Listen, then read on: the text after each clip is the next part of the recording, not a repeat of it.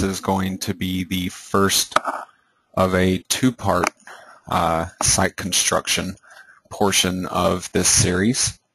And to start with, before we actually get into building the website itself, the last thing that I really need to talk to you guys about in terms of trying to teach you something before we actually get the website built is about writing.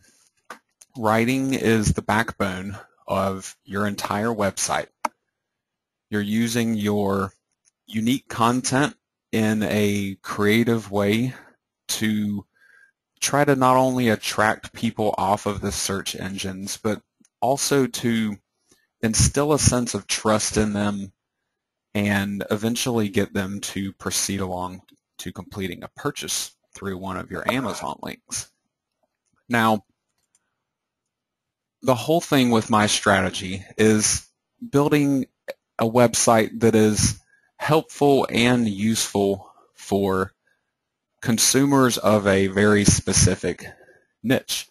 And I'm looking to typically educate the consumer about the relational topics for my niche and for the products that I am trying to get them to complete a purchase on. I'm trying to educate them in a way that they can understand product labeling and actually be able to select the best product for their needs instead of just simply trying to force one particular product upon them, which is what a lot of affiliates really seem to do. Now, there's a couple of reasons why this particular approach works. When you're helping your site visitors out, you're building that trust with them. And when you have somebody on a website that's just reading content off of that website, you're really kind of limited in the ways that you can build that level of trust with them because you don't have any interaction with that person. So really the only way that you can reliably accomplish that without having to get super complicated with things is to simply provide that useful content for them. Once you build that level of trust with your site visitors, then that's when you get people that are willing to buy through your affiliate link. They'll actually click on it knowingly that it is an affiliate link and go through and complete a purchase, and they want you to get credit for that sale. Now, in addition to that, when you're helping them out and helping them pick the best possible product for whatever their needs are, you're not only satisfying them, making them happy, but when they actually get that product in the mail, they're going to be satisfied with it. They're not going to simply turn around and send it back to Amazon and collect a refund on it. When you're pushing traffic along to one specific product and you're not qualifying the leads ahead of time that you're sending off to that product, but you're pushing really hard to get them to complete a purchase on it, you will see that refund rates will be much, much higher than they really have to be because a lot of those consumers, once they get that product in their hand, realize that it's not what that marketer was really claiming for it to be, or that it wasn't really going to do something that they thought it was going to be able to do.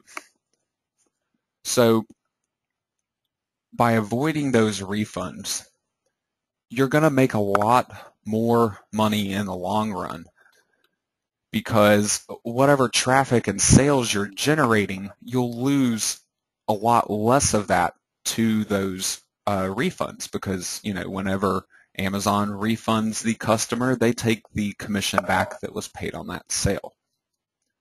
Now, obviously, when you accomplish these other factors, you will get the good search engine rankings kind of on their own. You won't really have to push to achieve those rankings if you're building your site correctly, providing unique, useful content that's not spamming the keyword phrases you're trying to target.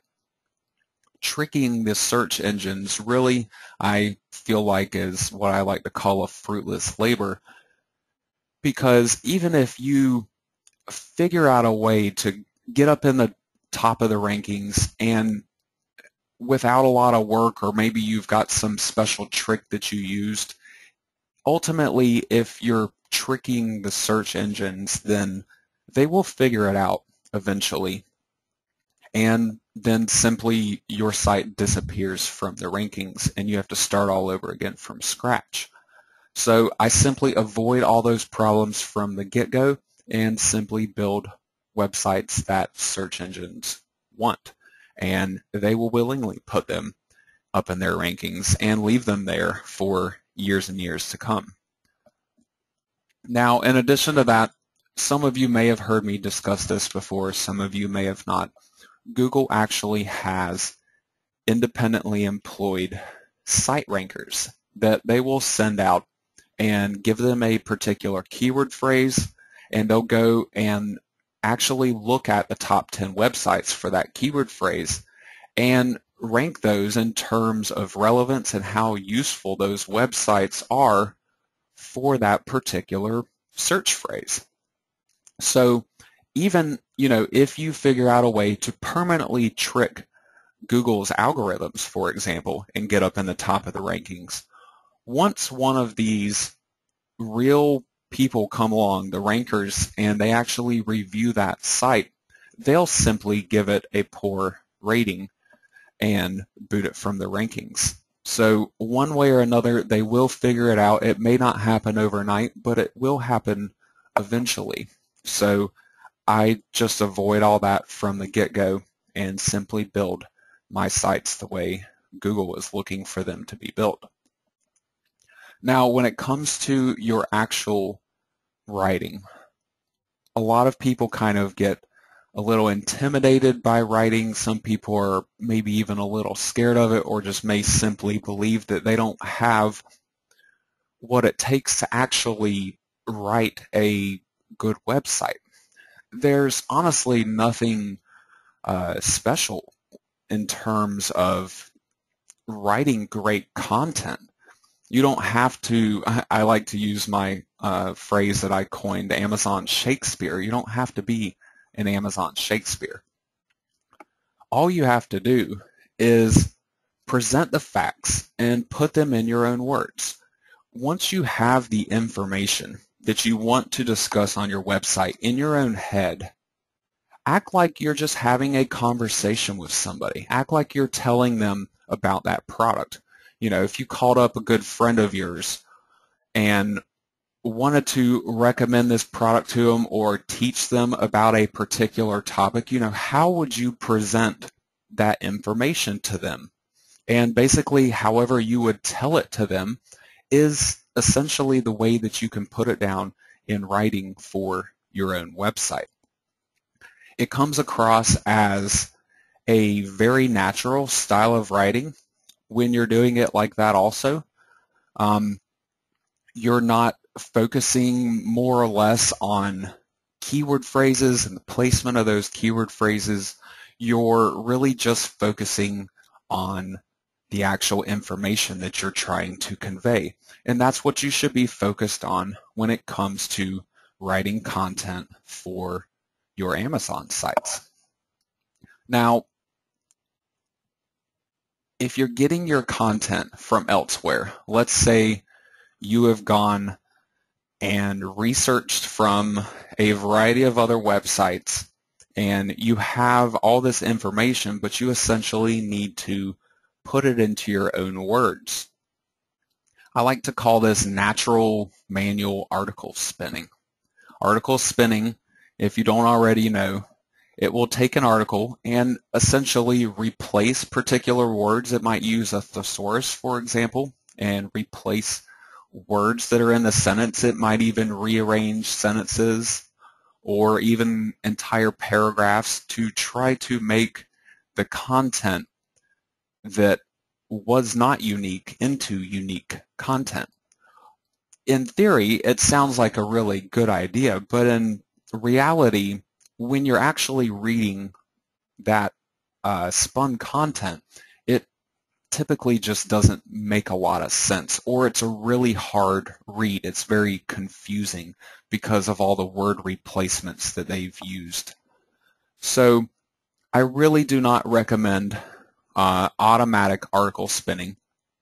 I like to do it in my own head, essentially, if I'm going to take content that already exists and essentially just try to rehash that content into my own words.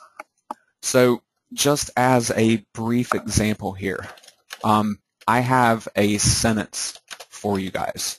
It is a very basic sentence. Down comforters keep you warm.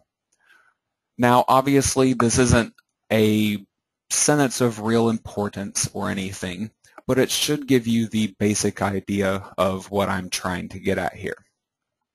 Imagine you see this sentence on another website, and this is information that you want to rehash into your own words on your own website. Try to basically rewrite this sentence without using the same primary words that are found in that particular sentence. Now, by primary words, I'm referring to anything that is not a stop word, essentially.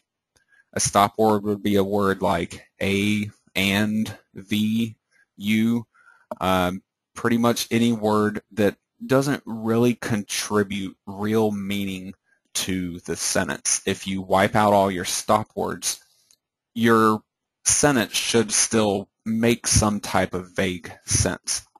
So the primary words here in this sentence would be like down, comforters, and warm.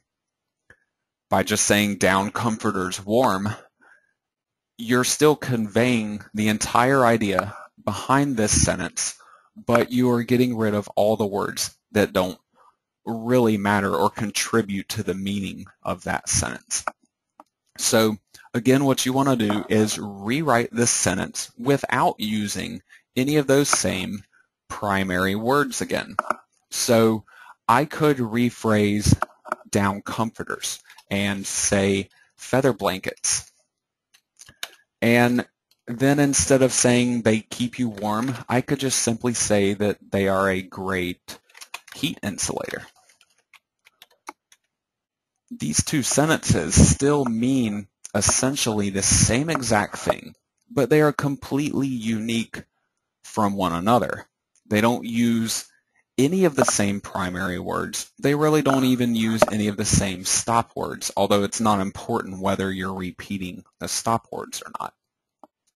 So try this example for yourself. Just try to rewrite this sentence or any other sentence for that matter, and try to completely replace all of the main words that are within that sentence, but still keep the same meaning with your new translated sentence.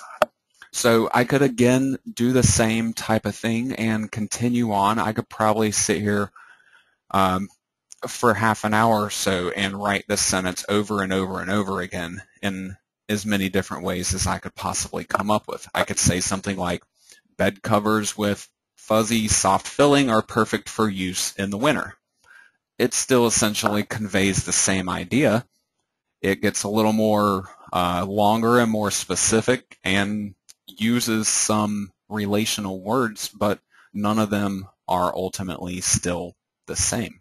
So you can apply this same simple strategy here when it comes to rewriting content from anywhere.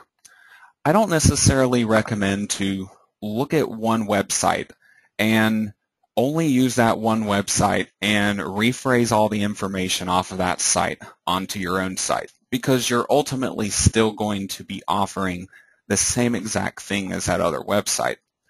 If you are using content from elsewhere and rewriting it for your site, then use content from a variety of different sources. Mix and match that content. Pull out the useful parts and perhaps get rid of this stuff that doesn't really matter.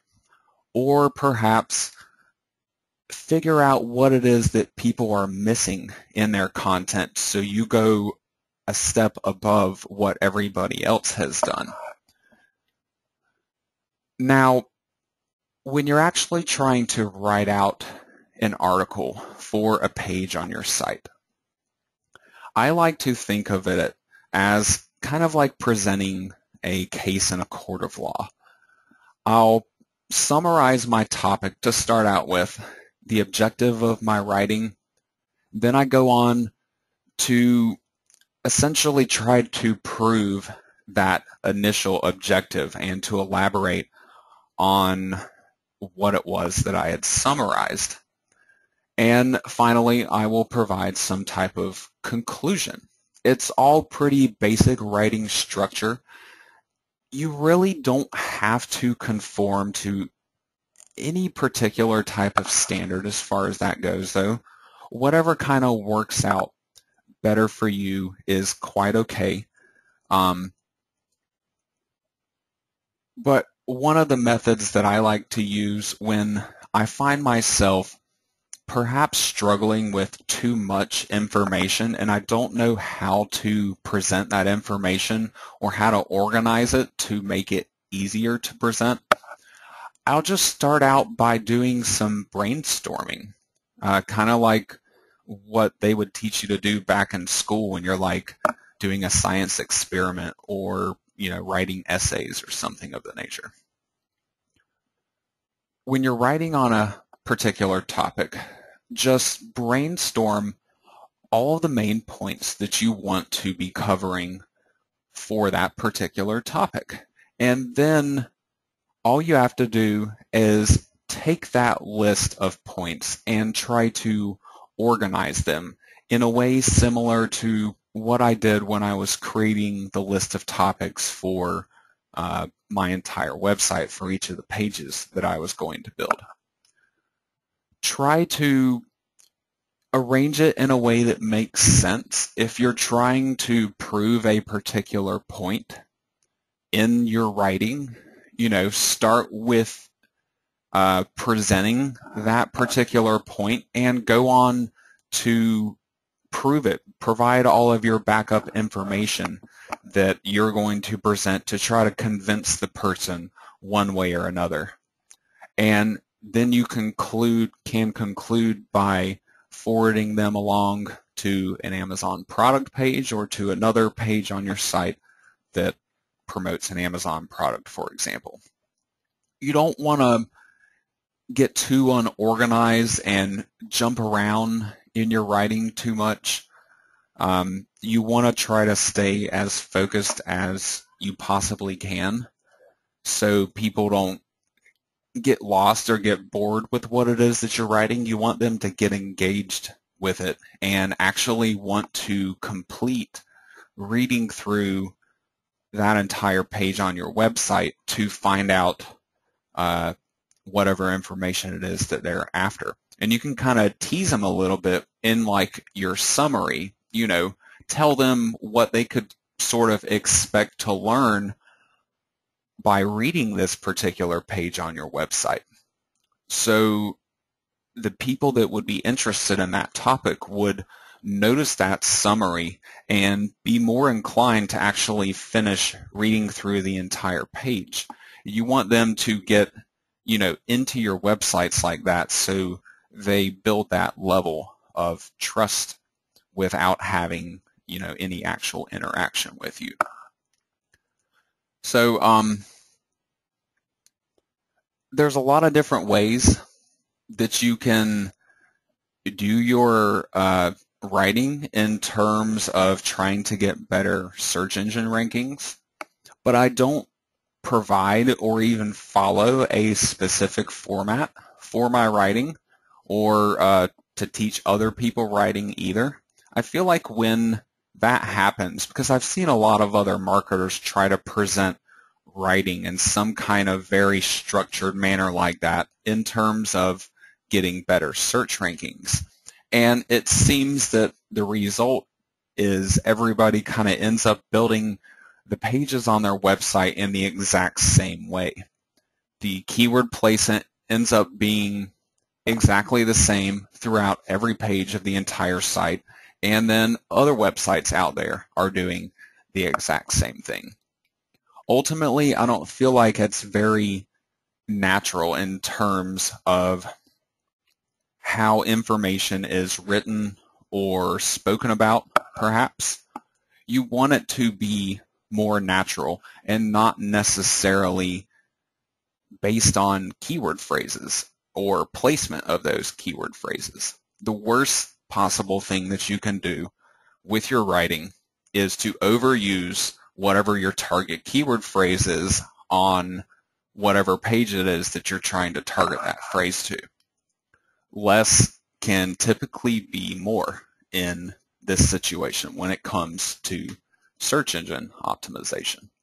So instead of trying to base everything on keyword phrases and ensuring that you're using specific phrases or different cases of phrases, like using a singular and a plural of a different phrase throughout your content, don't worry about all of that stuff. What you really want to worry about is making sure that the content for any given page is about your targeted keyword phrase. And what I kind of mean by saying about, instead of trying to describe a topic by using that keyword phrase, try to describe the topic without using the keyword phrase. For example, let's say this was the title of a page on my website, Down Comforters Keep You Warm. Let's say Down Comforters Warm was my targeted keyword phrase. I wouldn't want to write an article that said Down Comforters Warm this and Down Comforters Warm that. I would want to actually talk about how they keep you warm. Talk about how they're a great heat insulator. Talk about what the down comforters are constructed out of and what they contain, why they keep you so warm, instead of just simply repeating those targeted words over and over again. So when you can kind of get into that habit of avoiding writing the words that you're trying to target and instead trying to talk about those words, then you'll find that your content gets much, much better search engine rankings because it's a more natural way to talk. And search engines, especially Google in particular, they're getting much, much better at detecting this type of writing.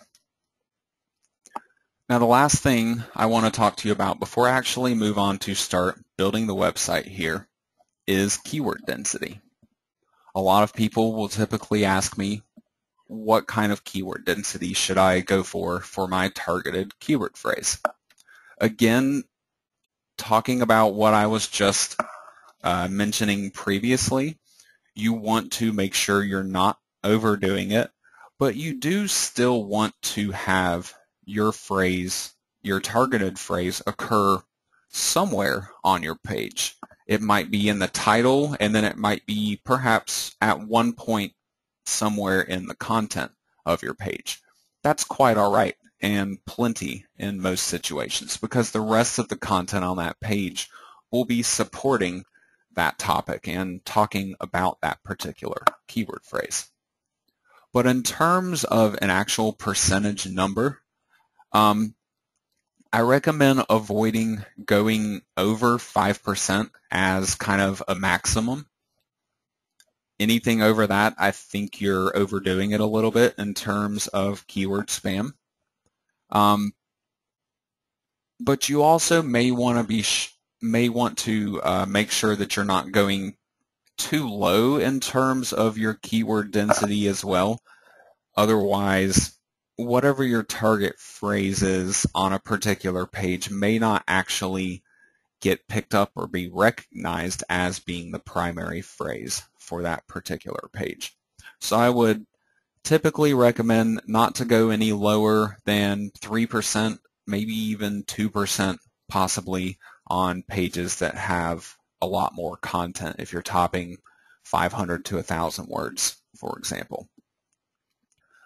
One of the ways that I will detect keyword density on my sites is to use a plugin that I had previously discussed with you guys very briefly called Keyword Statistics. And I already have this installed on the Down Comforter Guide site that I am creating for you guys in this series. I thought I would briefly go over this with you again. I kind of already showed you all of the settings pages for this particular plugin and talked about how it and the SEO plugin kind of do the same thing in terms of the different features. They both do titles and robot tags and descriptions, but this one in particular will actually scan the content of your page and give you keyword density percentages for whatever content it is that you're writing. So I'm going to go ahead and just to show you how this works really quickly, I'm just going to paste some content into a new page here on this site. And then I'm going to scroll down the page and take a look at the keyword statistics box down here. The keyword phrases are automatically detected for me and all arranged in here. It puts the most popular ones automatically as a keyword meta tag, and then it gives me counts and density percentages for not just single words, but it will also do 2-word phrases and even 3-word phrases if they are found in your content. Now, the particular site that I am building here and the content that I am actually using, that I have pasted in right here, it's not necessarily the absolute best example that I could use to demonstrate how this particular plugin works, because one of the words in my keyword phrase is actually considered to be a stop word in a lot of situations. The word down, when it's referring to a direction, it's a stop word. When it's referring to feathers, it's not a stop word. But this particular plugin is actually counting it as a stop word. So my phrase down comforter or down comforter guide will not actually show up in these percentages down here because it's being thrown out, because all the stop words are actually being excluded. Now, I could tell it not to filter the stop words right here and let it count everything again for me. And you can see that like down shows up now. I have down at right under about a 4% density on this particular page. But in terms of getting more accurate results for my longer phrases and things like that, it's kind of hard to do because other stop words are obviously kind of taking over up here. The, of, is, and all of these would be stop words. So I'm not actually getting additional phrases. So I kind of have to flip back and forth between filtering stop words and not filtering stop words here to really get a good idea of what the densities may be on this particular page. But for a large majority of situations and websites that you guys will create, as long as it doesn't contain a stop word in your targeted keyword phrase, then you should find this to be a pretty useful plugin, at least until you get to the point where you're pretty comfortable with your writing and the way you're actually presenting your information and not overdoing it when it comes to keyword spam. There are a lot of situations now where I really don't even make reference to this anymore, simply because I just kind of have it in my head, I guess, of how often to use keyword phrases, and most of my other content is all highly relational content targeted to my topics. So it's just not something that I maintain a focus on too much these days, but it is something that is worth at least mentioning to you guys, because you want to make sure you're not overdoing it, if nothing else, and at least get comfortable with what that level is kind of to be overdoing it at.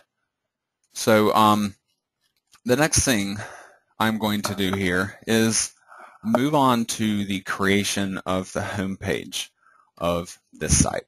Now, back here on the WordPress site, I started a new page by simply clicking on the Add New link right here. The content that I pasted in here, this is actually the content that I will be using for the home page of this particular website. So all I have to do, I'm going to walk you guys through the content that I have written for this page here in just a few minutes or so.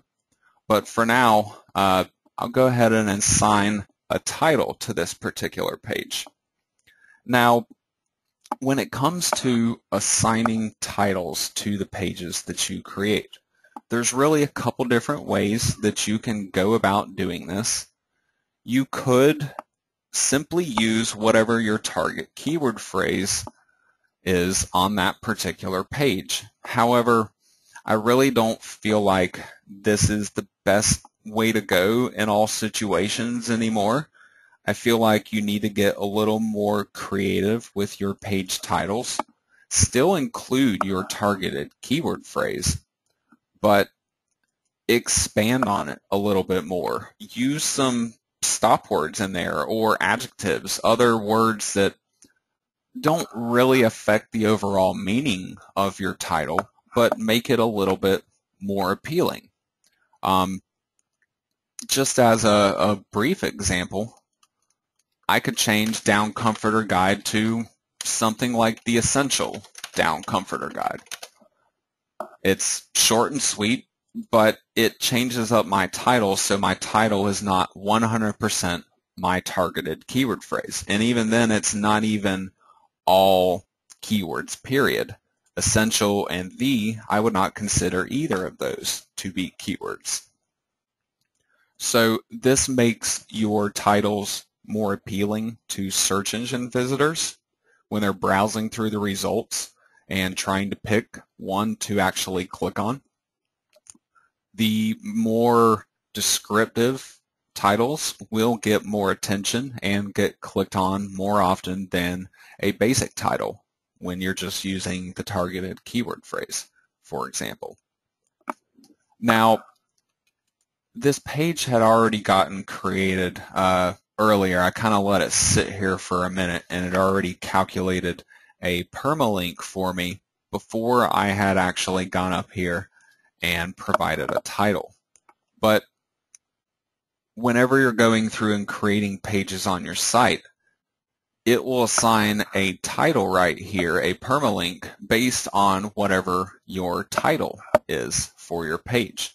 So on this page, it may have given me a title of something like Essential Comforter Guide. It will strip out the stop words from the title before it applies it as the permalink. Now, since this is going to be the home page of my website, it's not horribly important what the permalink ends up being. But typically on most of the pages that I build, I will take a look at what the permalink has been assigned as and make sure I don't want to make any adjustments to this. Because if you have a longer title, your permalink can end up being pretty long as well. I actually kind of prefer to go with a shorter permalink that is more meaningful. So use your title as a place to get more descriptive and to make it more appealing to potential search engine visitors.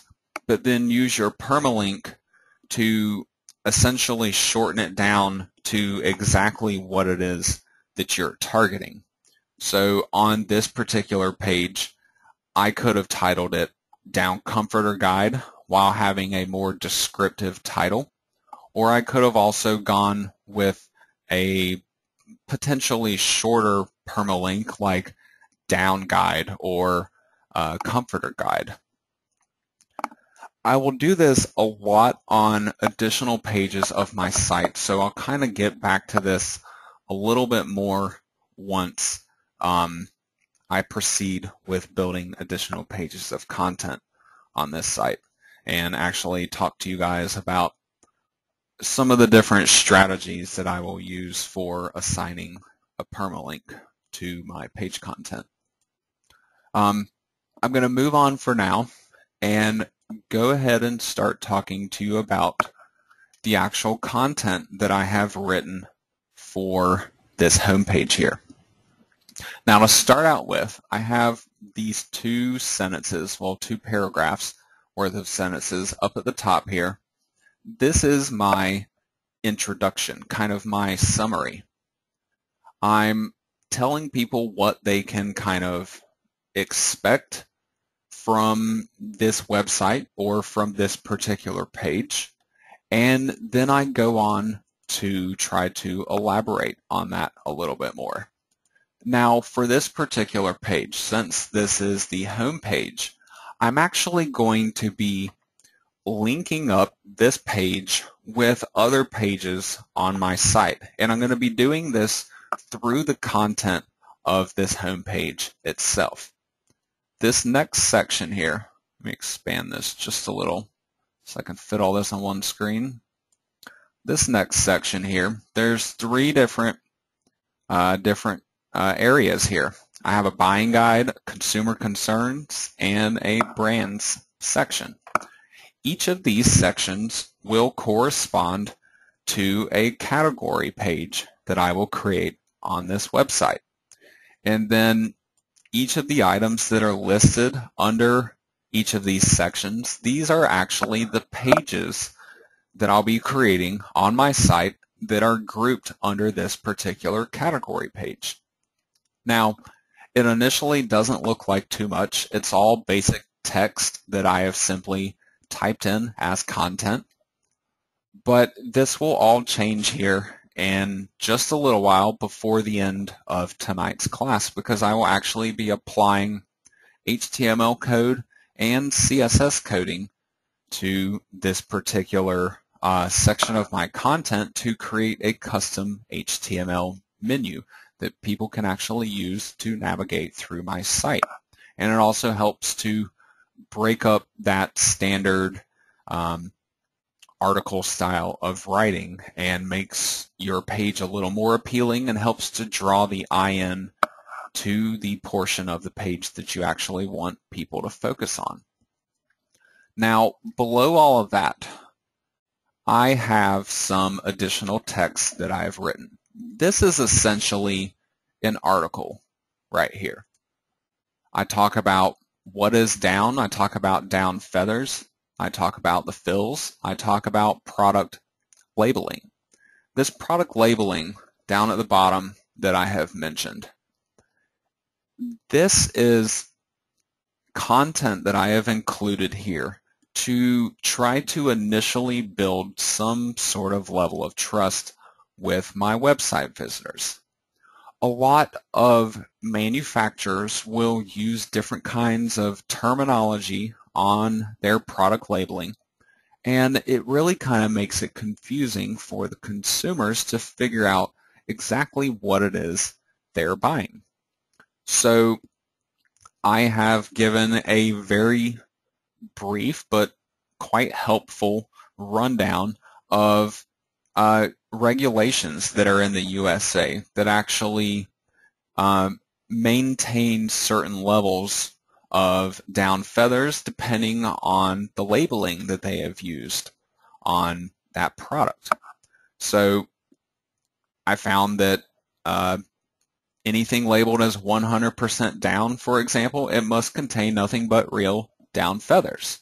Whereas if it's just labeled as goose down, for example, then it still has to contain at least 90% goose down feathers. The remaining part could be other filler material, could be synthetic material, it could be real feathers and not actually down feathers.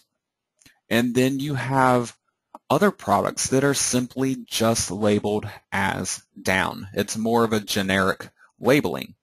These products can kind of be anything they want to be. Some of them have higher percentages, like they may be 75% down and 25% real feathers. But then others, especially the cheaper products out there, you will typically have some of them that may only be 20% down, and the rest of it is real feathers. And it might not even be goose down. It might be a lower quality of feather, like a duck down, for example, is commonly used in a lot of the cheaper down products. So I'm kind of helping to bust through some of this initial confusion here and help to build some trust with my website visitors before they even leave my homepage. And I'm also still trying to educate them and also send them along to relevant parts of my page that they may be interested in learning more about. Now, when I'm writing, I'm typically trying to avoid large paragraphs of text. You can see down here, even in my article, some of my paragraphs may only be a single sentence. A lot of times they'll be maybe 2 sentences long or something like that, unless they're perhaps really short or really long sentences. It's good to do this to help leave some white space in your content because it makes it easier to read. But in addition to just writing article content, what you can also do is use different HTML styling and try to make certain parts of your page look different from the surrounding content. One common example that I use this for is the headers of articles that I've written. For example, what is down right here and product labeling down below. I will just select this text and click on the B button right here. If you're in the visual tab right here, the B button still exists over here. It simply looks a little bit different. And what this does is it wraps HTML tags, strong HTML tags, around that text that you had highlighted. And this actually causes that text to show up in bold lettering now. So I do the same thing with product labeling right here just to get it to stand out a little bit more. And then I will do the same in this list of information down below. Now, you might notice this particular portion of my content here, how it's kind of sentences, but there's not spacing in between any of these sentences. It's just kind of running all together here. I've done this for a particular reason. I'm actually going to turn this into an HTML list. I'm going to flip back over to the actual HTML part of this here so you can see how all this works. Now, I'm just going to select the entire list of information here and simply click on the UL button up above. This is for an unordered list. It will just show bullet points next to each item that is in this particular list. If I wanted to use numbers instead of bullet points, I would simply use the ordered list instead. So by clicking on unordered list, you can see that it wraps an opening and a closing tag around this information. Now, all I have to do is select each row of information in this list and click on the LI button. This is for a list item. So I do this 3 times for my 3 rows of information. And this will, I can flip over to this visual tab so you can see, it puts a little bit of white spacing in between each of these items. It also indents the list just a little bit and adds these bullet points to it. Now, depending on what WordPress theme you're using, the HTML list like this could sometimes end up being displayed slightly different if your theme had some kind of CSS coding already in place for these HTML lists. But typically, you'll just get a very basic display just like this. So it helps to break up the monotony of that basic text. Now, one other thing I actually like to do when I create an HTML list is to create a little bit more spacing in between these items. So what I will do is come into one of these LI tags. I'll add a space, and then I'll add the word style.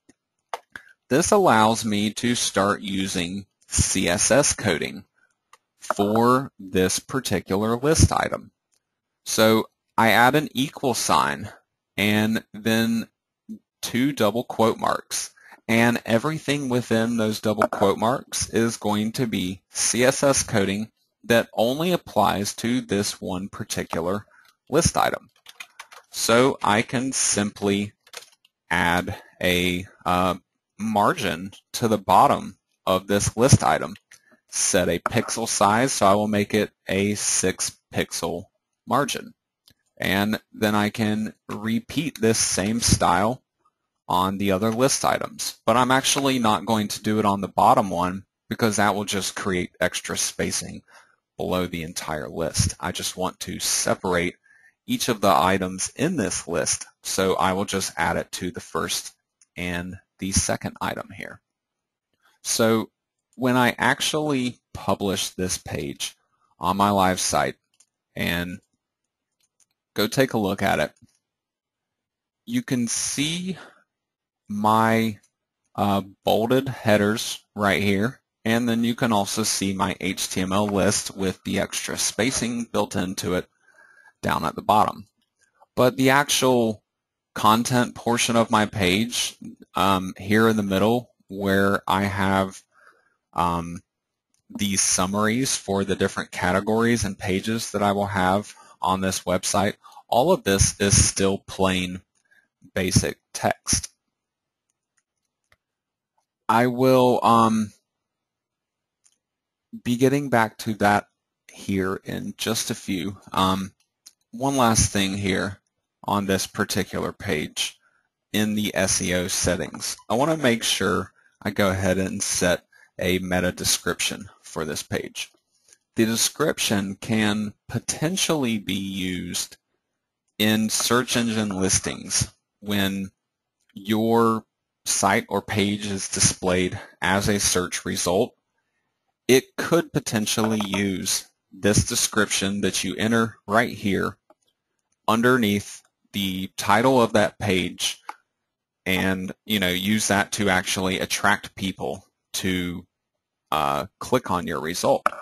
So I want to make sure I provide a meta description that is both relational to what I'm trying to target and also something that will help to catch people's eye and pique their interest and make them want to actually click on my result.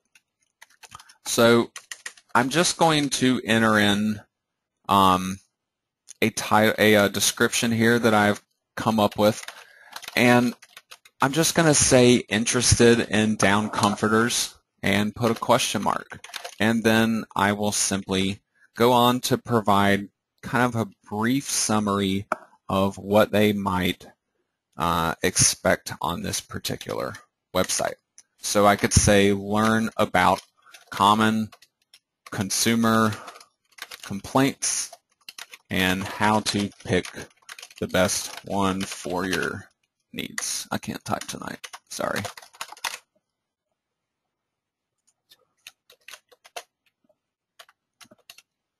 In our extensive guide. So, number one, I'm trying to qualify the people that are going to be clicking on my search listing. A lot of people think that the more traffic you get, the better off you are. That may be true to a certain extent, but you want that traffic to actually be interested in what it is that you have to offer. Otherwise, they're just going to land on your site, see what you have, realize they're not interested in it, and then leave the site as quickly as they got there. So by qualifying your leads ahead of time, you'll get the people that you actually want off of these search engines and bring them to your site, and you'll have a much, much better chance of converting those visitors into sales. So now that I have kind of screened the potential leads here, the other thing that I'm doing is to try to build trust here with my website visitor before they even land on my website. I start off by saying, learn about common consumer complaints. That doesn't really sound like something a site that's selling products would be offering. Why would I be featuring consumer complaints if I'm trying to sell something? So I think immediately people would look at this and find this to be a more trustworthy site, to be something that they would not expect to land on and immediately start getting advertisements pushed in their face. They would come here hoping to learn about this particular industry because they might be interested in buying one of these products. So I'm also saying that I will help them how to pick the best one for their needs in our extensive guide.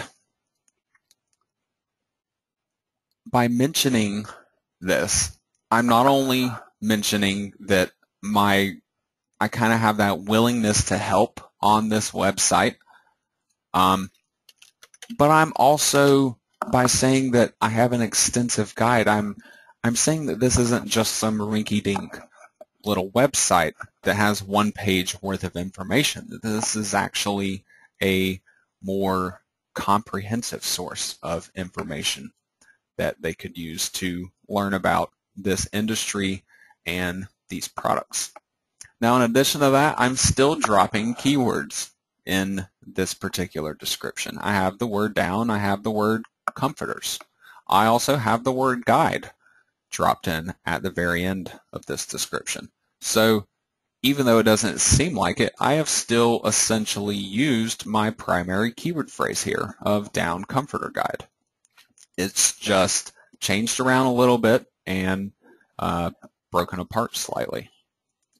Now, the next thing that I want to mention here, down in the Weaver 2 options. I had talked to you guys about this in our WordPress tutorial lesson. One thing that I will commonly do is hide my page title because it simply gets in the way of my content. People often know what the page title is. If they really want to know, they can just look up top and see it in the tab of their browser, for example. So I don't feel like it has to typically take up space at the top of my website. And this is especially true for the home page of my website because I'm already going to have the words down comforter guide up here at the top. I don't need it repeated again here and again right here. This, in my eyes, is too much keyword placement in one small area of the site, at the top especially. So I want to be careful there and make sure that I'm not overdoing things. And I do that by hiding the page title, and I could also hide the info bar on this particular page so it won't show this home link and the actual page title. This is actually going to end up being the home page of this site. So I'm going to update these changes really quickly here and refresh this page. You can see that that information at the top has now disappeared. So it's now just my menu, the top of my site, and then it simply goes on with my content here. So I get straight to the point. I don't flood them with all those extra keyword phrases. So now, if I visit the home page of my site, you can see that it is not set to that page that I just created. In fact, once I leave that, I have no way of returning to that particular page. So what I need to do now is to actually set the home page on this site. To do this, I go over here to the sidebar, I go to Settings, and I go to Reading.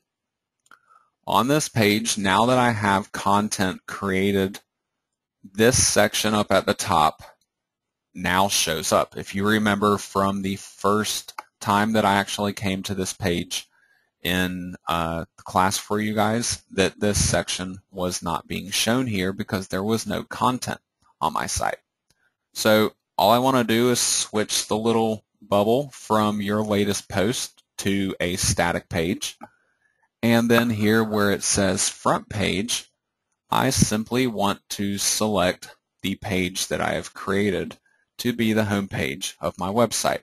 I save my changes, and then I can return to my site, refresh the home page, and it is now this page that I had just created. So I can continue on from here and begin building my website based off of this home page, and everything else gets connected to this one particular page. So the next thing that I need to do, I obviously have these category sections in the home page content where I want to be linking this up to my category pages. However, before I actually can do that, I would need to actually have category pages on this site.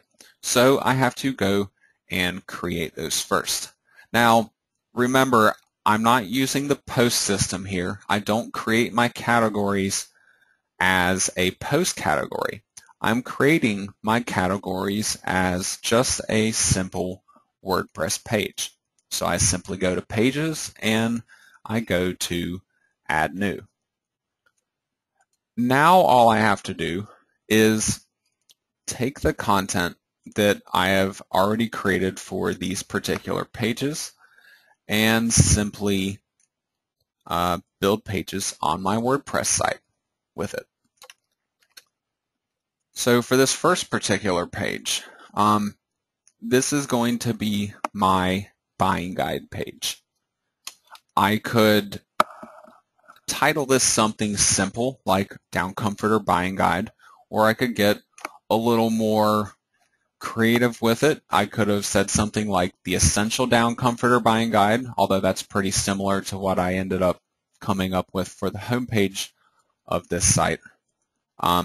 So, I would obviously want to go with something a little bit different there. But the target keyword phrase, essentially, for this page is Down Comforter Buying Guide. So I have my main title here, which I could obviously elaborate on a little bit more to make it a little bit more creative. Once I go and start creating the content of this page, it should end up calculating a URL for me for this particular page. So I'm just going to go ahead and paste in the content. This works just like it did with the home page that I had just created. I have a summary that I have used up at the top here. It's pretty brief and to the point, but describes what people can expect from this particular page on my website. And then I go on to discuss a number of different points down here: comforter sizes, fill power, thread count, color selection, down alternative. So each of these sections right here is actually going to work just like this home page is, where this buying guide area will link up to the buying guide category.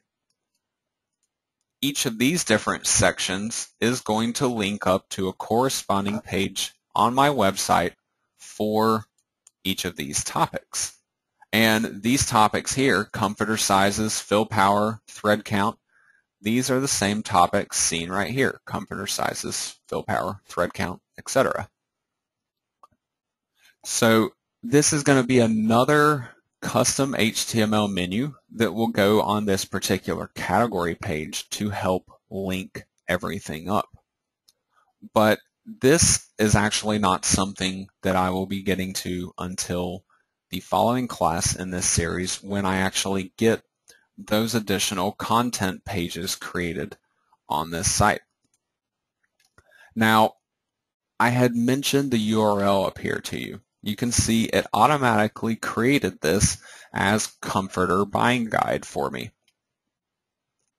I could leave it like this, or I could try to shorten it. I'm actually going to shorten this and just call it Buying Guide. My reason being is my main website is obviously targeting the phrase Down Comforter Guide. So I feel like Down Comforter is kind of an implied phrase essentially throughout my entire website. So I really need to be careful about how often I use this particular phrase. Any chance that I have to reduce the usage of that phrase that I know is going to be very heavily used throughout my entire website, I want to take that opportunity. And the URL is one particular place where I can commonly accomplish that. So I will simply shorten this to my basic keyword phrase, but minus the really popular keywords that are going to be used throughout my entire website. So I throw out the Down Comforter part and I simply use Buying Guide. On the website downcomforterguide.com, a page called Buying Guide can, it's pretty safe to assume that that is a buying guide about down comforters. You don't need to repeat that phrase again. So that's kind of getting into that keyword spam territory once again, and a really easy way you can avoid it. And honestly, I feel like it kind of makes more sense that way too.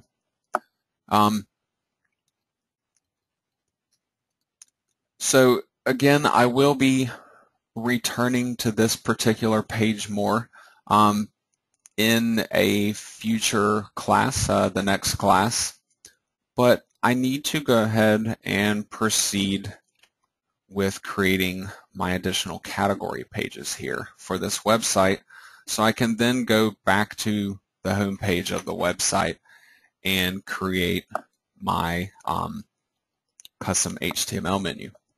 So this particular category page is going to be called Consumer Concerns.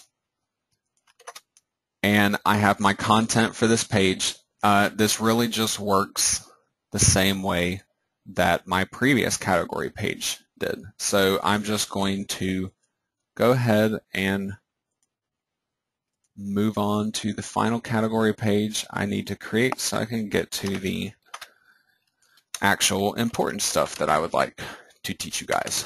Now, another example here, I might call this page Down Comforter Brands, because this is where I will be featuring the different brand names and also different products that I will be promoting on this particular website. I think comforter is pretty implied there, so I will just title this page Brands, for example. And again, this will get also a custom HTML menu to link up these different sections, Penzon and IKEA and Pacific Coast, to the relevant pages that I end up building on this website for them. Now that I have this brands page created, I can then return to the home page of my site and begin working on the custom HTML menu. So I revisit the Essential Down Comforter Guide page right here that I had created before. Now, in the guidebook for tonight's lesson, I have the HTML coding and also the CSS coding that will be used in this particular class, so you guys can not have to type that coding all over again. You just use a basic format and take your content and put it into that format. So this is the basic coding here. This is the HTML code for the homepage menu that I will be creating. So if you look through this code here, I have a number of different areas that are all in capital letters. Basically anything in capital letters right here is text that you will end up replacing with your own information from your content. So for example, shrink this page here so I can show you guys all this at once without having to flip back and forth. So I could take the buying guide right here and simply paste it in and replace the title. Then I could take my description and I could replace the description up here. Now I have a thumbnail image location. I will come back to that in just a moment. So I'm going to take now the different pages that I will be linking to, and I will replace each of these linked page title text lines with the text from that particular page. So this gives me the basic structure of this particular menu. Now all I would have to do is really replace this image right here, and then I would need to link the title here with the appropriate category page. And then once I actually create those pages, then I would also link these different page titles with the appropriate page on my website. One thing though that I need to point out here real quick before I take this HTML coding and go and put it into my live website. Sometimes WordPress gets a little finicky when it comes to HTML and CSS coding being used in your actual page content. What it will do, if you remember me mentioning the auto paragraph feature that can be disabled right here. This auto paragraph feature, for each blank line, it will assign paragraph HTML tags around each blank line.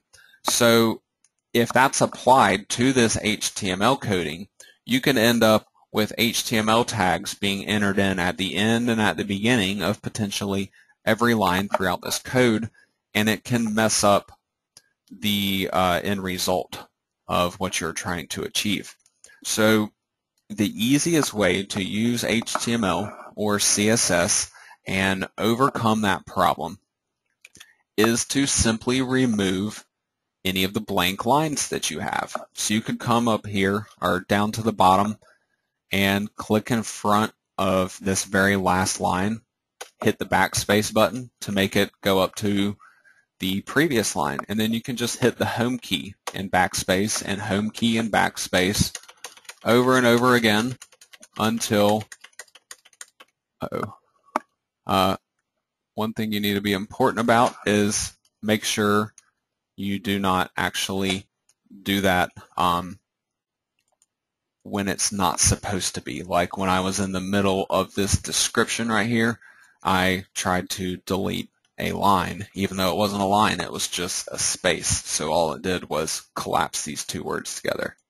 So you want to make sure you're not doing that with the description. But other than that, you can just run through and use your home key and the backspace key to make this all one never-ending line of HTML coding. You can see if I remove the word wrap from this, that it's all together on one really long line of code.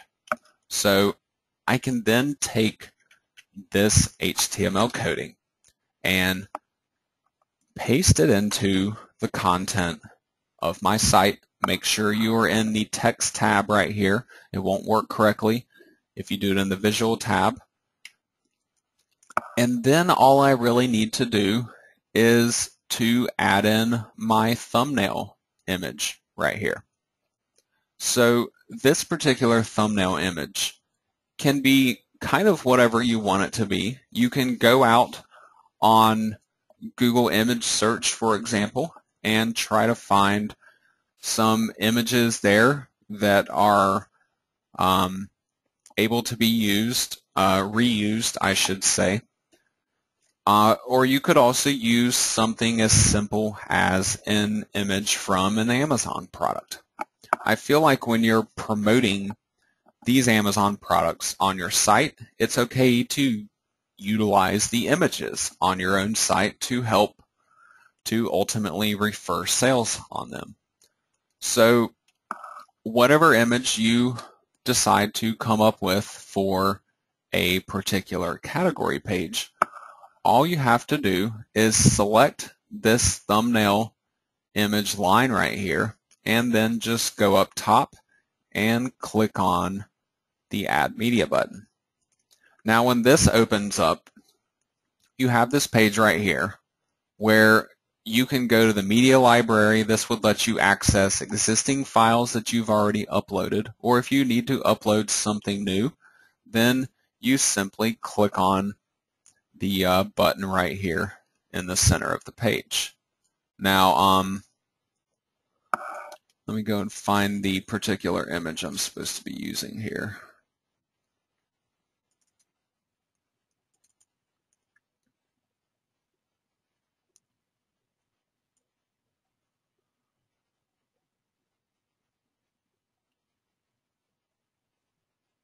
For this particular one, I could kind of go with a variety of different things, really. I could just choose some type of down comforter picture where it's just simply showing a particular product. It could be any kind of relational picture. If you have something that would make sense where it would fit, obviously use that instead. Otherwise, it is quite okay to just use some more generic pictures. So I could just use this particular picture of a down comforter, and I could come up here and I need to make sure that I change this. I go ahead and set the link to none, and I want to make sure that my image is being displayed as a thumbnail. If it was being displayed full size, it would take up a ton of space on this particular page. And I want 3 of these to be able to sit side by side next to each other. So I am simply going to use the thumbnail here. All I have to do once it is uploaded is click on Insert into Page.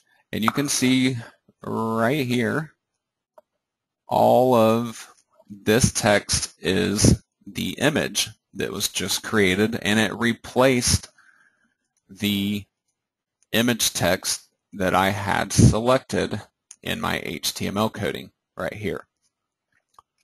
So now the only thing that I really have left to do is to create my links.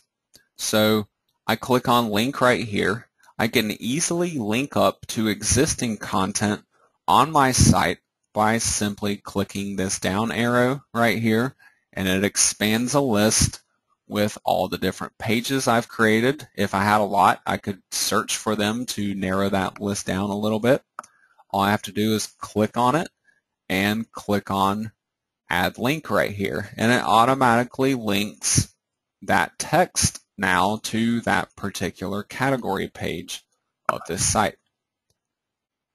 Now actually want to use this same exact link right here and apply this to the image as well. So what I'm going to do is the link that is wrapped around this text buying guide right here, I want to select the first part of it and put it on right before this image right here. And then I want to put the closing tag and put it at the end of the image tag.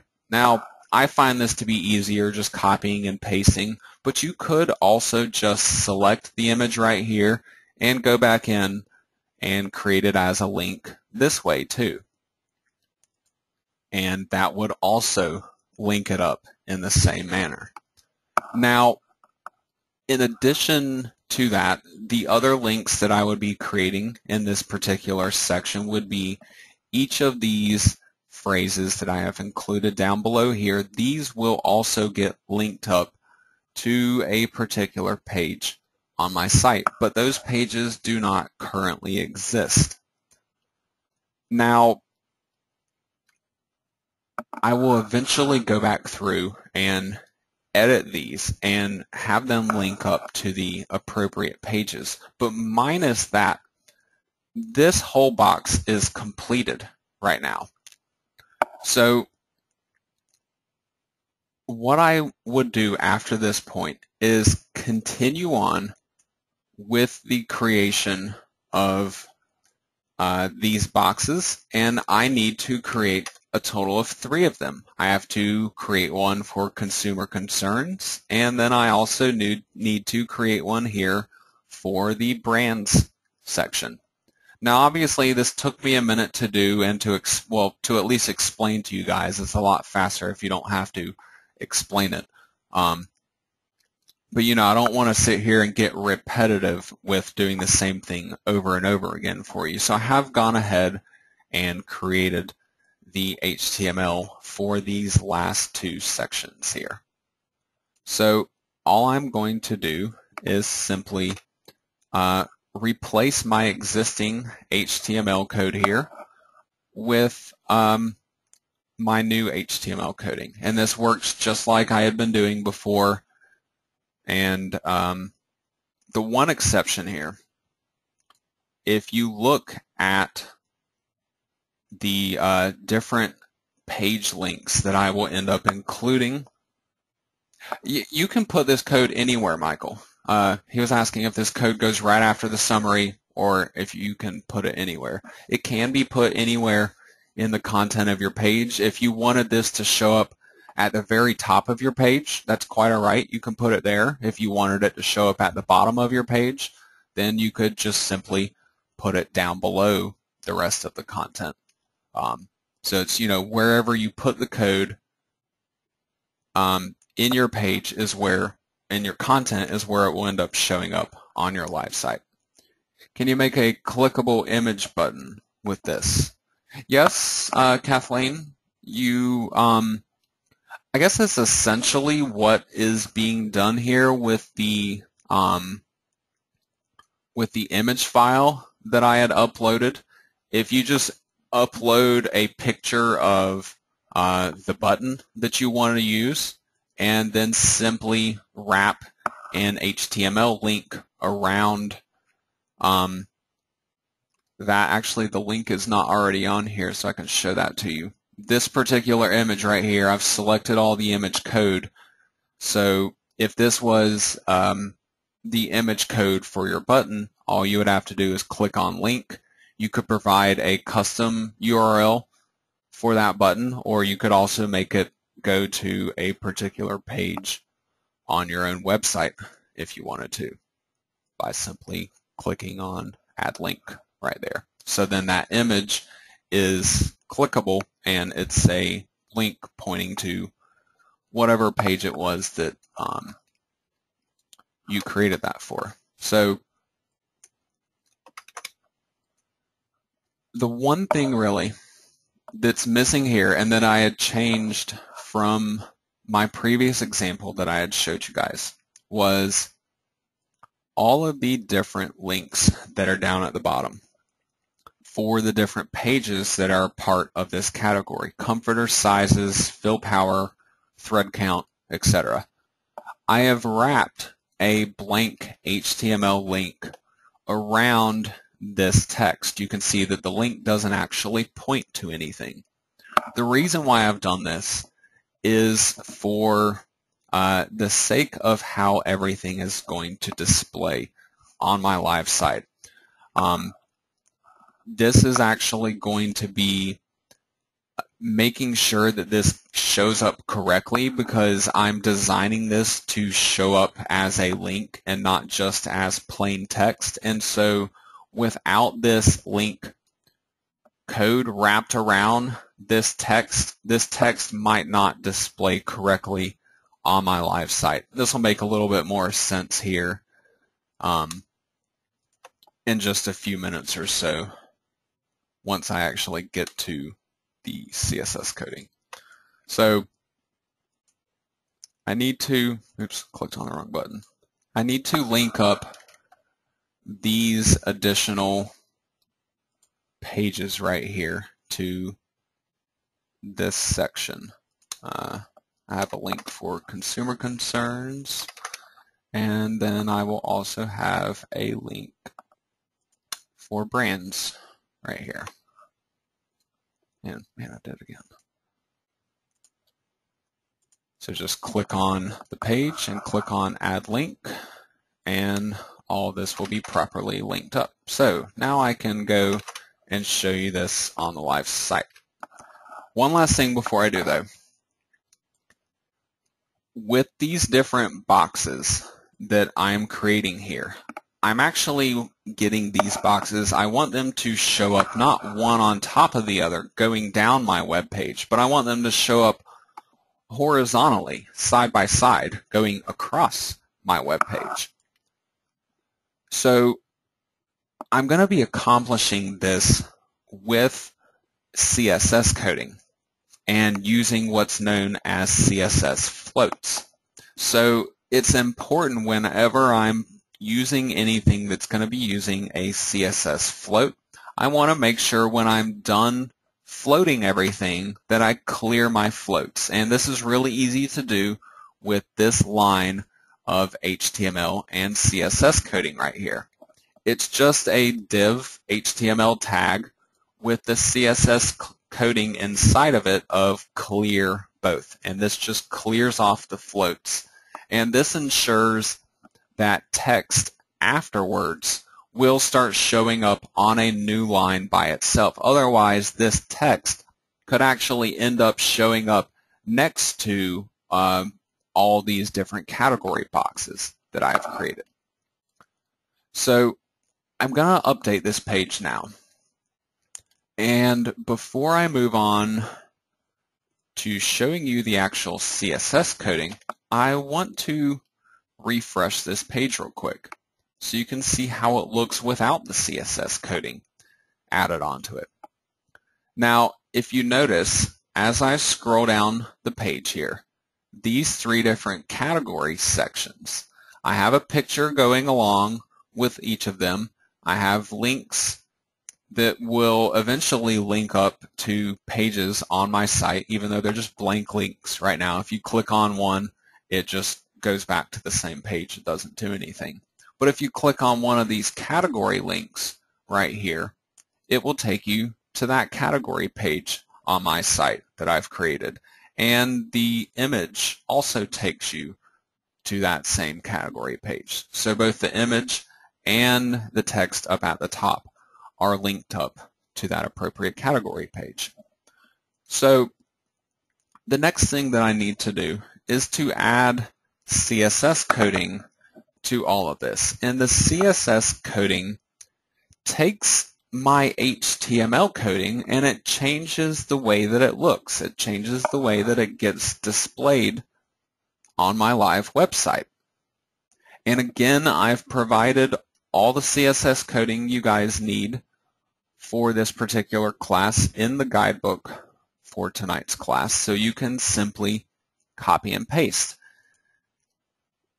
Here is the CSS coding that I will be using for tonight's thank you, Michael.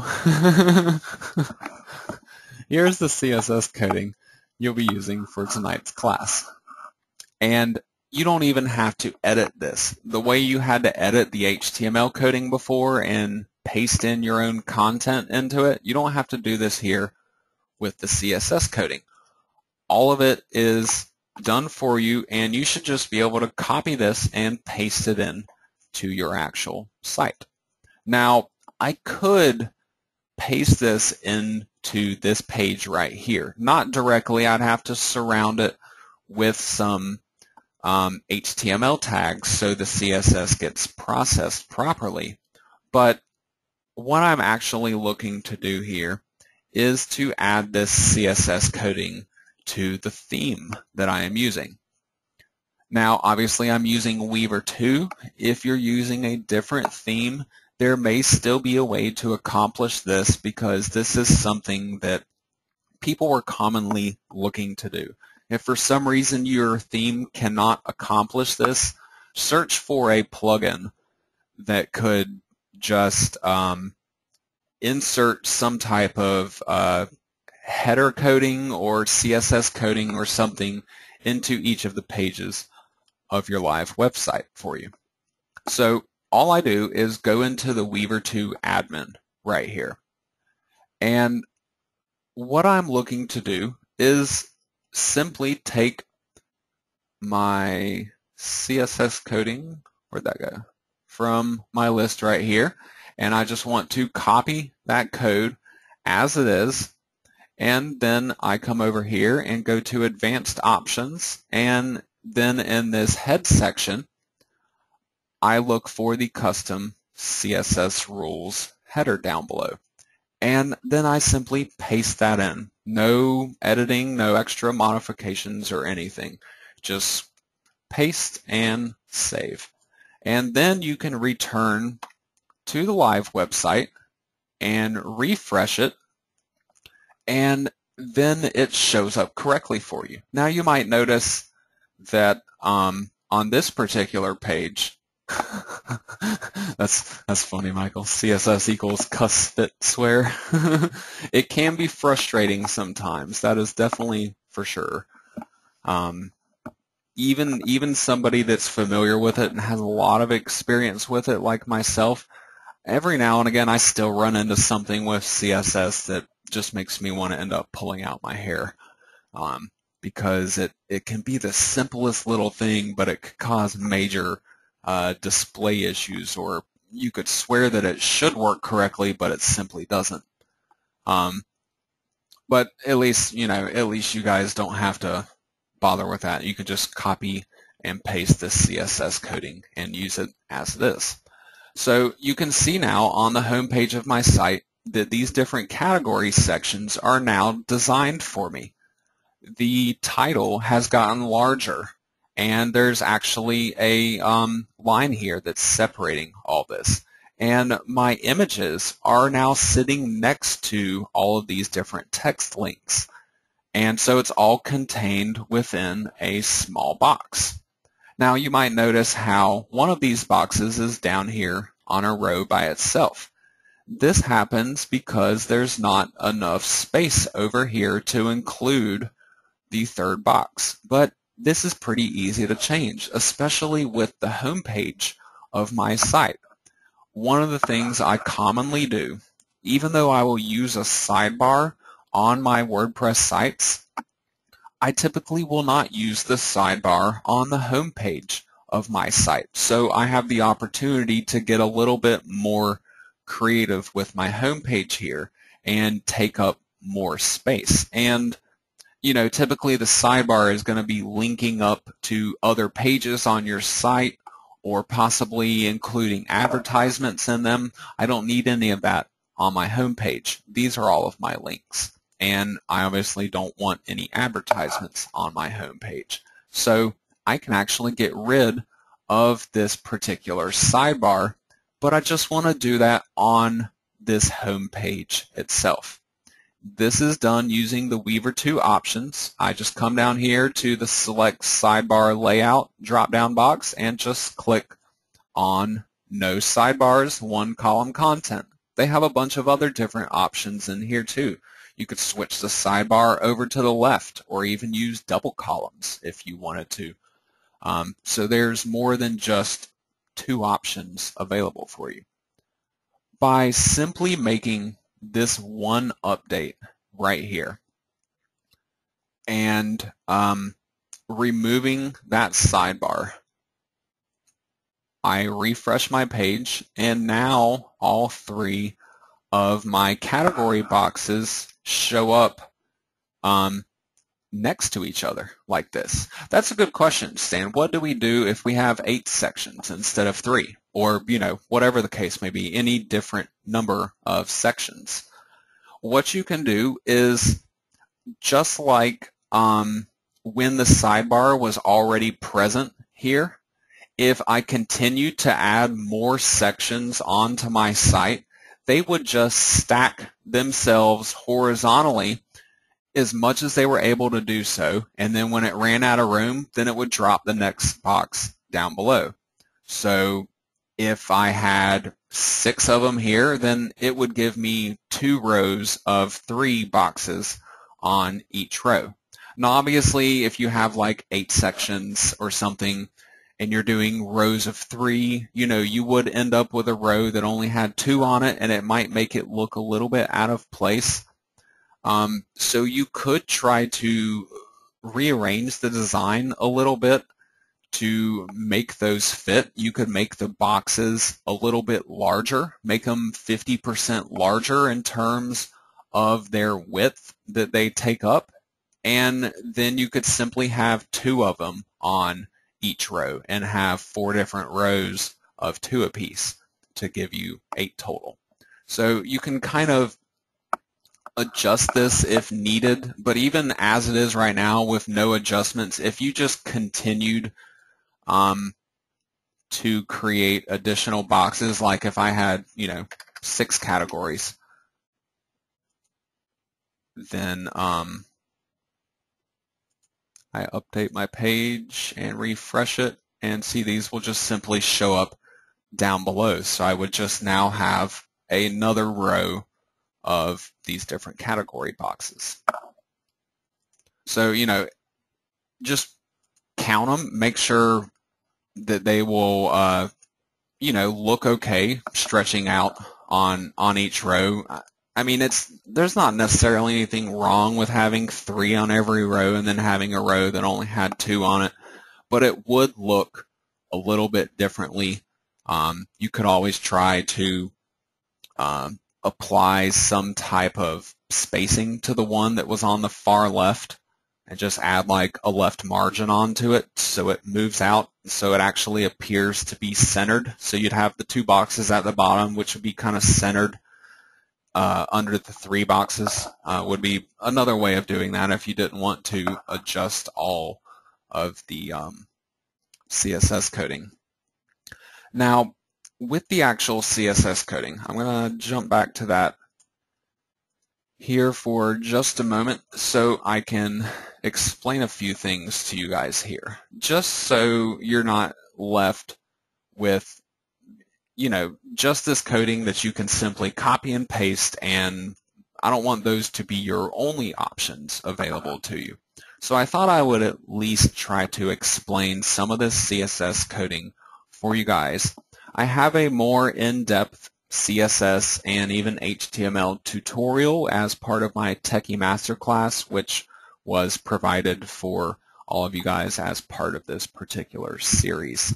So if you do want to learn a little bit more in-depth information about HTML and CSS, I would encourage you to take a look at those Techie Masterclass lessons. I believe it's number 2 on HTML and number 3 covers CSS.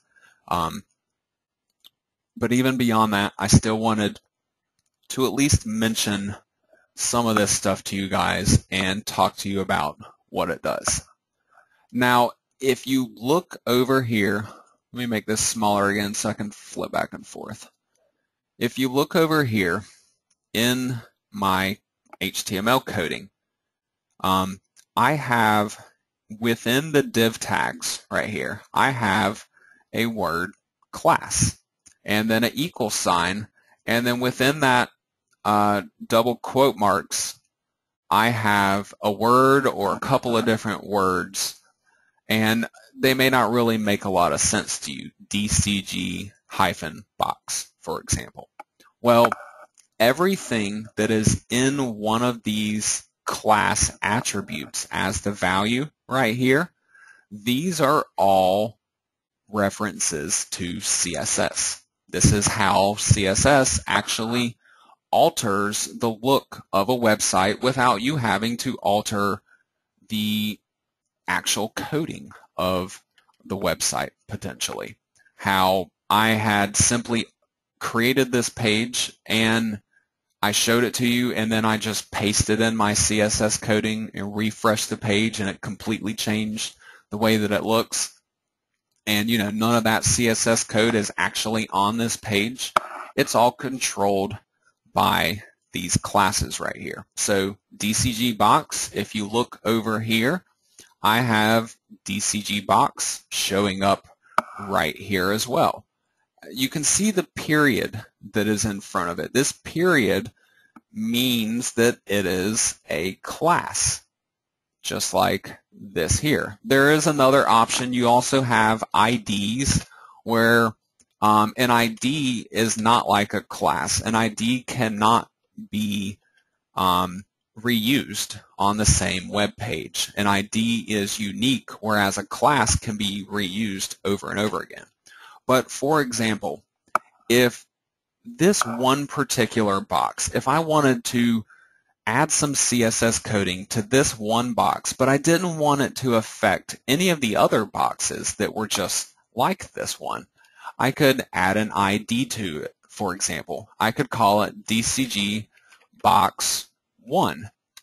And then in my CSS coding over here, if I wanted to reference that ID that I created, I would use the number symbol and then simply paste whatever that ID was, DCG box 1, with the number symbol in front of it. So the number symbol is for IDs and the period is for classes. And this would work the same way. So I could put my brackets, and whatever is in between my curly brackets here is my CSS code that affects this particular box with this ID tag on it.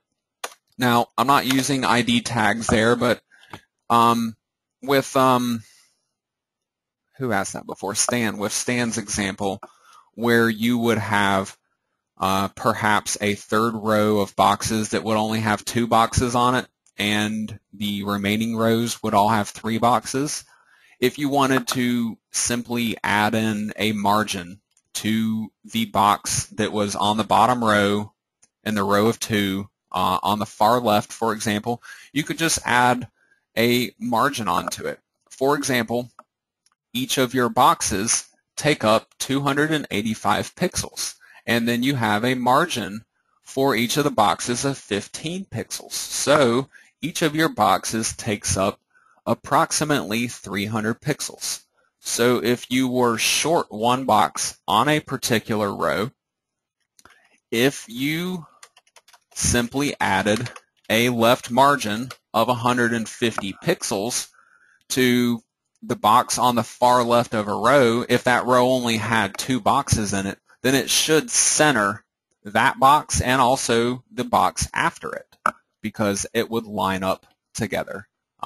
So I'm pretty sure 150 pixels would be that magic number that you would need to use for that margin. I thought I'd at least point that out real quick and use that as a good example of explaining the difference between the classes and the IDs and how they're referenced here in the CSS coding. So everything here in my CSS coding, again, can be found somewhere in this particular HTML box. I have the main div tag right here. It's actually getting 2 classes. You can separate classes with a space and use as many of them as you want to apply it to that box. So I use DCG box and also DCG box margin. So it's using this and this CSS code to apply to the whole box. Underneath that, I have my box title, DCG box title. And this applies to this CSS coding. For example, here, I'm centering all of my text. I'm adding padding. This is 5 pixels of padding. This is going to be to the top and to the bottom of this title. And then the 0 pixels is for the left and the right. So there won't be any padding on the left and the right, but there will be padding on the top and the bottom to create some extra white space for me. And then I have a border being put on it. So 2-pixel border, it's solid, and this is the color. This is a hex color code. If you just search for the term hex color codes on Google, for example, you can get these pages that have charts of all these different color possibilities for you, and it'll have these color codes already assigned to them. So you could just copy a color code and replace it to change up colors in your CSS coding. And colors work for more than just borders. It works for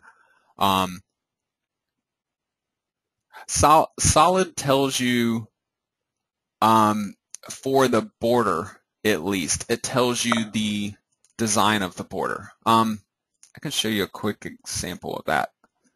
If I go in here and I could change it to dotted instead of solid. Now I'm doing this in 2 different locations, which I'll explain that in just a second here. If I refresh my page, you can see that now I have a dotted border. This is my border because it's only, yeah, they have dotted and dashed, and there's a bunch of other different ones. If you just search CSS borders, you'll find a list of all the different possibilities that you can use for the different types of borders. So you can make not just straight lines, but dotted lines and dashed lines and you know, all the other different options. Those are the main ones that I'll typically end up using, though. So that was a good question, Will. Let's see, get back to my CSS coding here. So if you notice, I changed the word solid in 2 different locations. I have the title, but then I also have the description. What I've actually done on my live web page here is, it's kind of hard to see really, but this border right here is actually 2 different borders, and they're squished up against each other. I have a bottom border on my title, and then I also have a top border on my description right here, and these borders connect with each other. And so what I've actually done is given the top border for the title here, I've made it 2 pixels, and the other one I've only made it 1 pixels, and I use slightly different colors. So it just kind of helps to create a little bit of a 3D effect. So it's not just a flat, solid colored line. So, you know, if you want to change the border, make sure you change it in both of these locations.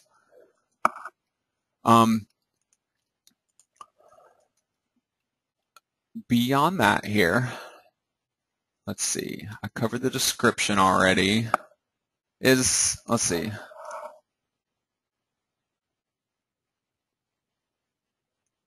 Yes. Another good question. Right here, DCG box title, and then I have a space, and then I have A. This A is in reference to an HTML tag. So I'm wanting to apply this CSS coding to the A tags, which are my link tags, you know, my A, href, for all my different links that I've created. So this applies it to link tags, but not just link tags, but I only want it applied to link tags that also have this particular CSS class. So it's not going to modify all the tags on my page. If I just removed the CSS class right here, if I just had simply the letter A and then these brackets with the CSS code, this would modify every single text link throughout the entire website. And we're talking about this text link and this text link and even this text link down at the bottom. So it wouldn't just apply to these. So the class is a way to identify it, but it also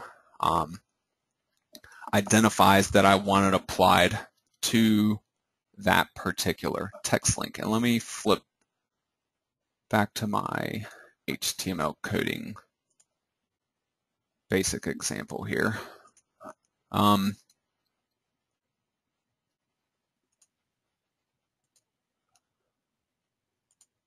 I want to bring up the one that's not modified yet. One moment. Okay.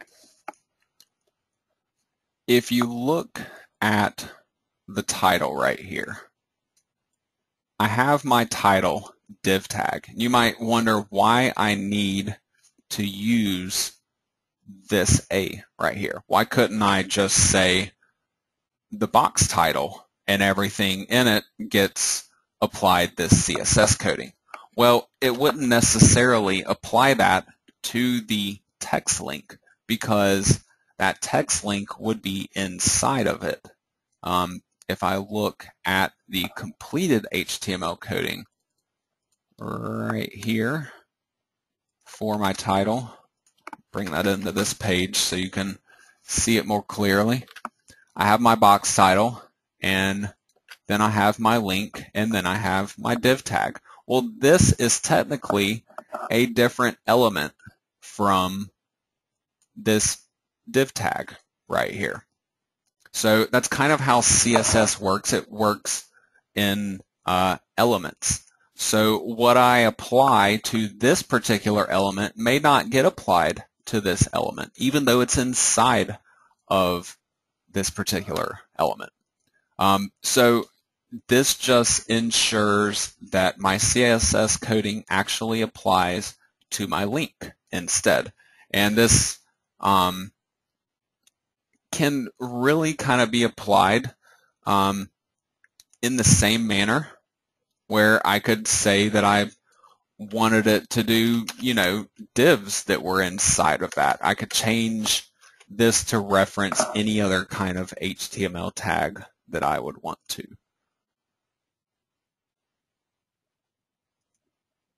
I don't think I did any changes since the last class there, Will, if I'm not mistaken.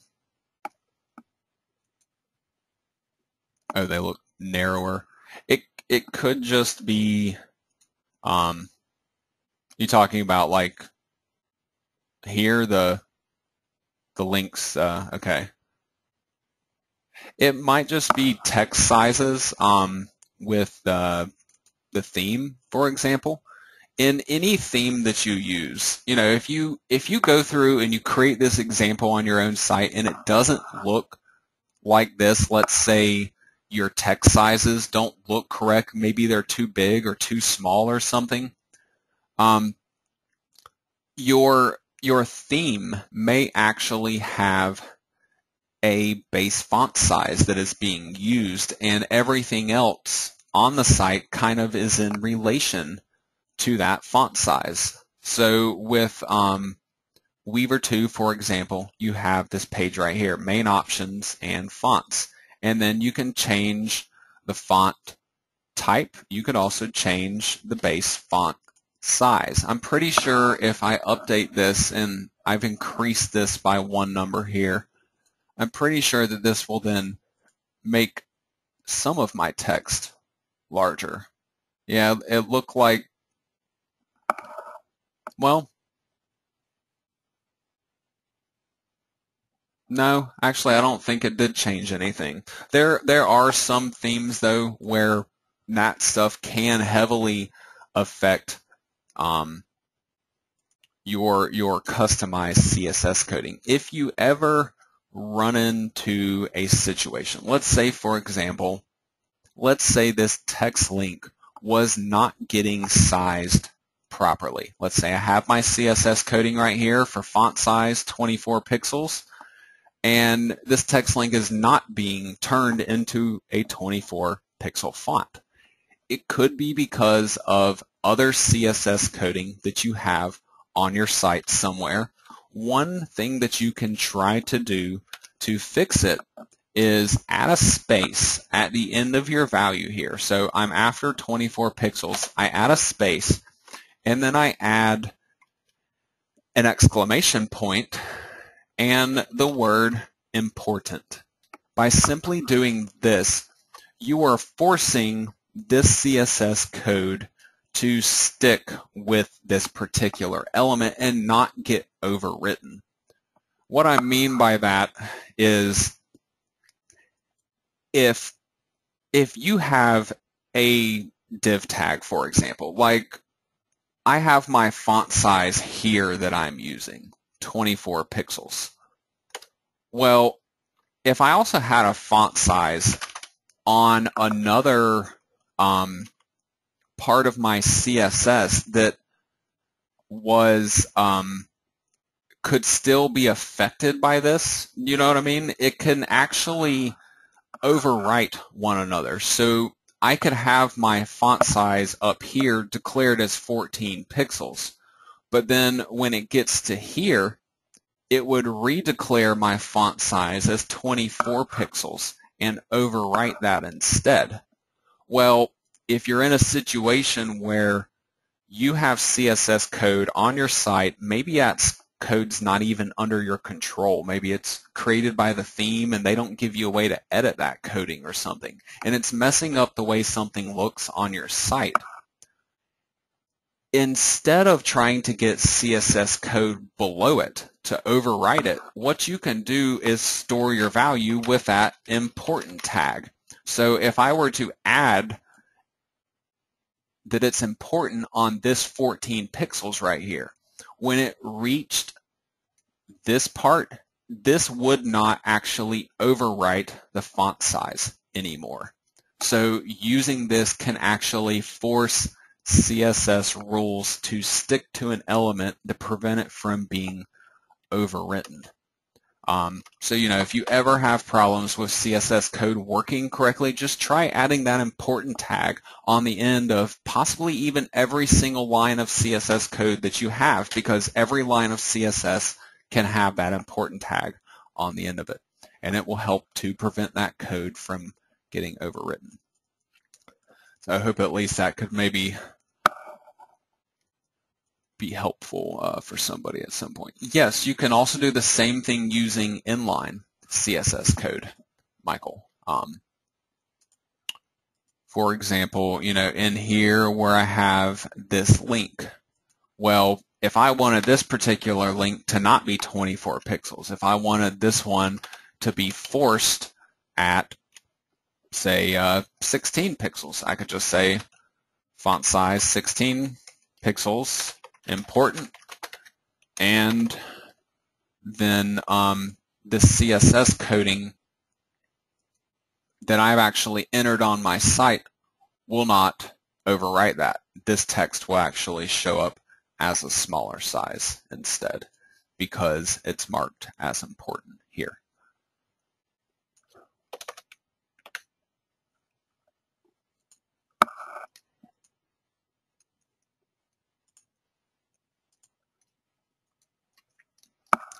Now back on my CS page right here, most of the lines of CSS that I've used in here should be pretty self-explanatory in terms of what they do. Obviously, this controls the overall width of the individual box that I've created. This float, this is what allows them to stack next to each other instead of being shown on top of each other. And a floated element needs to have a width assigned to it, or else it won't actually float, because like a div element will automatically take up all of the available horizontal space on your page unless you specify a width for it. So you need to shrink it down and then you float your elements and they'll stack next to each other. Everything beyond that, margins, pretty self-explanatory. You have pixels that go along with margins and paddings, font sizes. Even borders have a pixel for the thickness of them. I like using font variant small caps. It turns everything into small capital letters instead of using lowercase and capital letters, just to create a different look here. You can see all these are capital letters instead of using a mixture of capital and lowercase. But it's not just nothing but caps, because it still makes the actual capital letters a larger text size.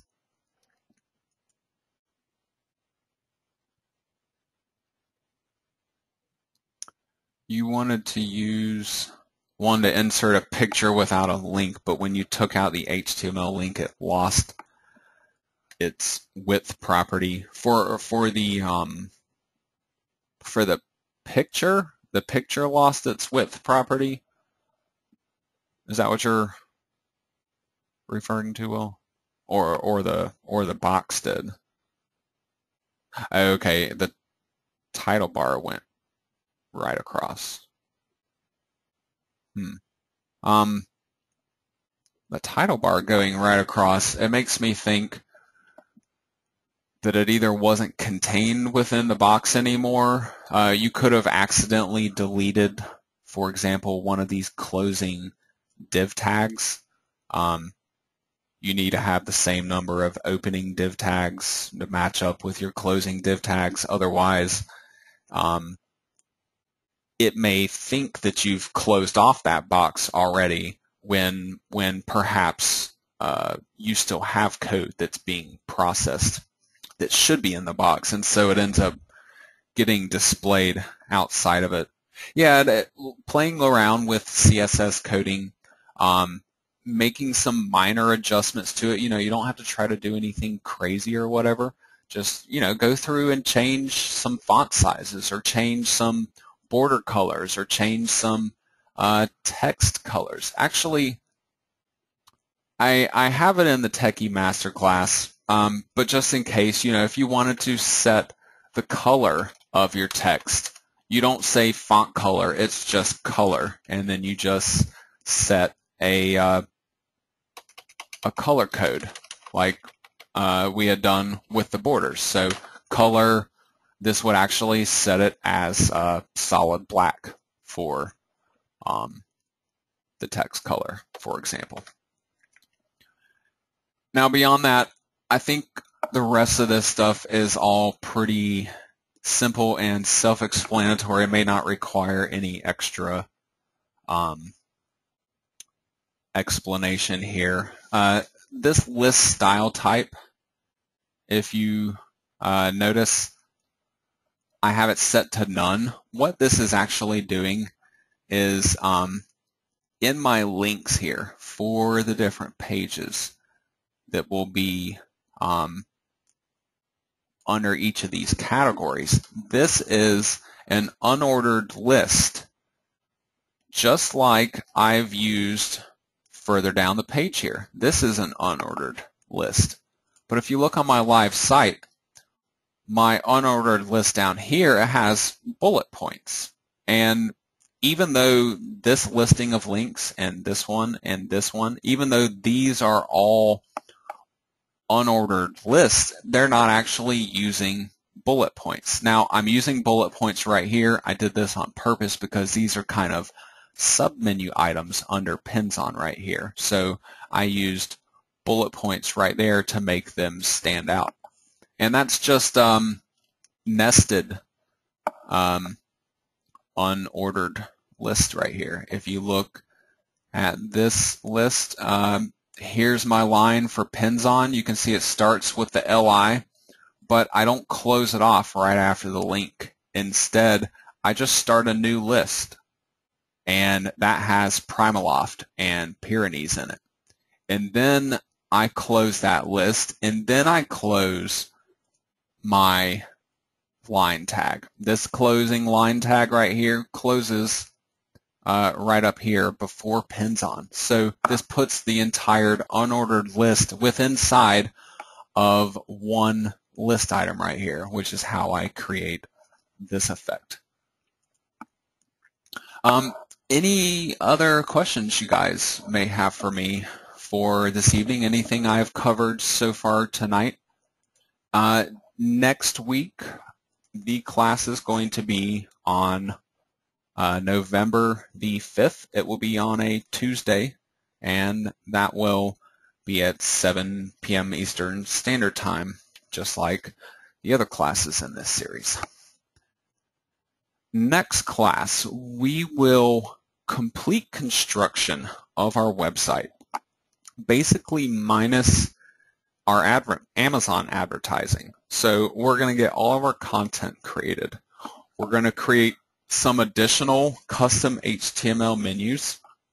I'm going to give you guys a second design that you can use for these HTML menus, and this second design will be something that I use on each of the different category pages for these sections. The reason why I'm using a second design on these other pages is simply to give you guys a different option, because you may not always want to use these boxes right here on your home page. You may not want to have these additional page links as part of it. You might just want to provide links to the categories with an image and a description for it.